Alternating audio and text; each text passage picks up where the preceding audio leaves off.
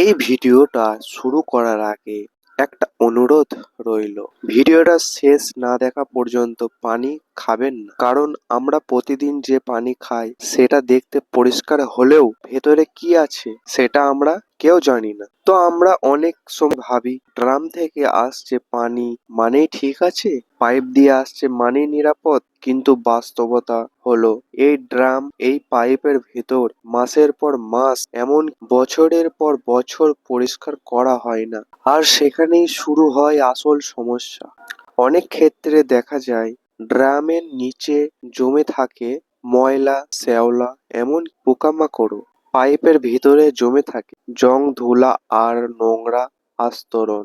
এইসব কিছু আমরা চোখে দেখি না, কিন্তু সেই পানি আমরা প্রতিদিন খাচ্ছি, রান্না ব্যবহার করছি।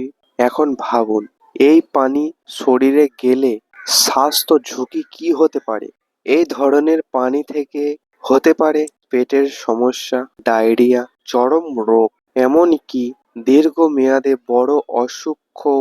সব সমস্যার কারণ একটাই, অচেতনতা। আমরা পরিষ্কার দেখলেই ধরে নিই সব ঠিক আছে, কিন্তু সবসময় তা নয়। সমাধান খুব কঠিন কিছু না। প্রথমত, নিয়মিত ড্রাম পরিষ্কার করুন।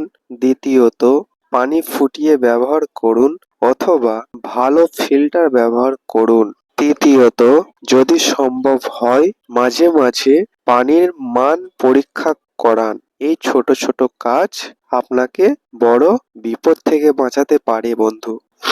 এই ভিডিওর উদ্দেশ্যে কাউকে ভয় দেখানো নয়, কাউকে দোষ দেওয়া নয়, শুধু একটা কথাই, সচেতন থাকুন। ভিডিওটা যদি আপনার কাজে লাগে তাহলে লাইক দিন, শেয়ার করুন, আর এমন ভিডিও পেতে চ্যানেলটাকে সাবস্ক্রাইব করুন। আপনার মতামত কমেন্টে অবশ্যই লিখবেন।